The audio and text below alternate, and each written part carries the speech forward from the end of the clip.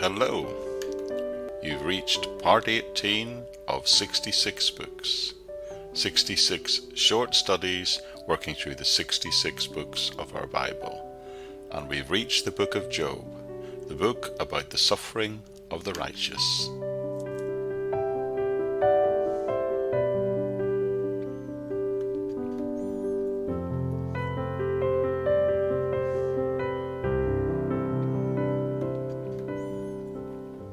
Before beginning the main overview of this book, I'd just like to do a short introduction to the type of book which this belongs to, that of wisdom literature.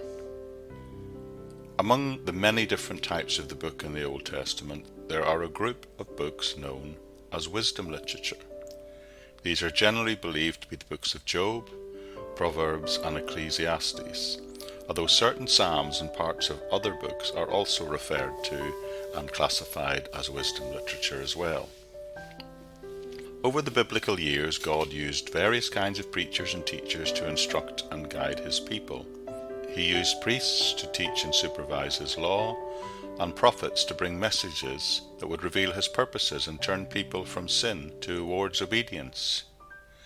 But he also used wisdom teachers. They did not claim to receive revelations from God in the same way as the prophets did. Rather, they were people who examined the everyday affairs of life as people of faith and instructed others and gave advice on how to live correctly. The book of Job is the main example of this type of wisdom literature. Wisdom teachers were godly men who looked at life with all its inconsistencies so that they might still try and help people find meaning and purpose in the complications of the life they lived. Though they were aware of a heavenly afterlife, their main concern was to deal with the everyday trials and tribulations that people face in their present life, and we, of course, still face today. The author of Job is officially, in a sense, anonymous. There's no consistent Jewish tradition as to who wrote it. Job himself, as well as Elihu, Moses, Solomon, Isaiah, Hezekiah, Jeremiah, and even Ezra have all over history been suggested as possible authors. It's clear that Job probably wrote the book that bears his name. Pinpointing the date that Job was written is difficult. A number of factors point to the time of Abraham. The fact that Job's wealth was measured in terms of livestock rather than silver or gold suggests that, like Abraham, Isaac, and Jacob before him, Job was the priest of his family and offered sacrifices, which definitely places it very early on, as this activity was not allowed after the Exodus. The social unit in Job is clearly the patriarchal family clan, and Job uses the classic patriarchal name for God, Shaddai, the Almighty. In fact, he uses it 31 times, and that in itself suggests a pre-Mosaic date. Furthermore, there are no references to the nation of Israel in this book, or the Exodus, or the Mosaic laws, or even the tabernacle. So this and other cultural references mean that most Bible experts place Job during the patriarchal period. The question then becomes is when exactly was the book written? Well, if Job himself did indeed write it, then the recipients were the people who lived during the period of the patriarchs. The content of the book, however, addresses universal problems important for all mankind for all ages right up to today. As in all the poetry and prose writing of the Bible, the language and the word pictures are often striking. The subject of the book is the suffering of the righteous.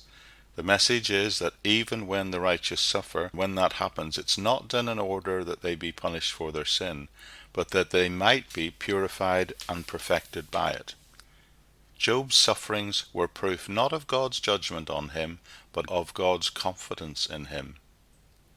In insisting that suffering may be the result of personal sin, Job's friends drove him to the point where he almost lost patience with him completely, but in doing so they also drove him to God. Because Job saw God as his only hope. In making his protest to God, Job may have been guilty of struggling with life, but at least he was taking his protests to the right person. Job was finally satisfied not through having all his questions answered. He may not have understood God's purposes, but he learnt that God's wisdom was beyond human understanding, and he was still worthy of total trust. The purpose of Job is to teach the righteous to trust a wise and a sovereign God whilst in the midst of their suffering. The book exists to address the universal question, why do righteous men, why do good men and women still suffer? Job's 3 friends said his suffering is a punishment for sin. To Elihu, God used suffering to instruct, to correct, and to purify the righteousness. None of these explanations seem to give a complete, satisfactory answer for Job. When God speaks, he does not usually directly answer the question. We can learn from this.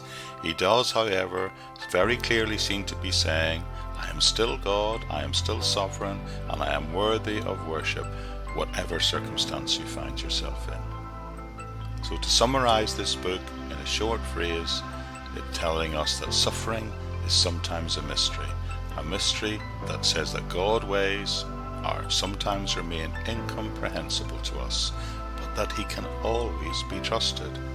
God allows the righteous to suffer, but if they respond properly, they will and can be purified and perfected. Therefore, God sometimes allows believers to suffer in order to do that for them.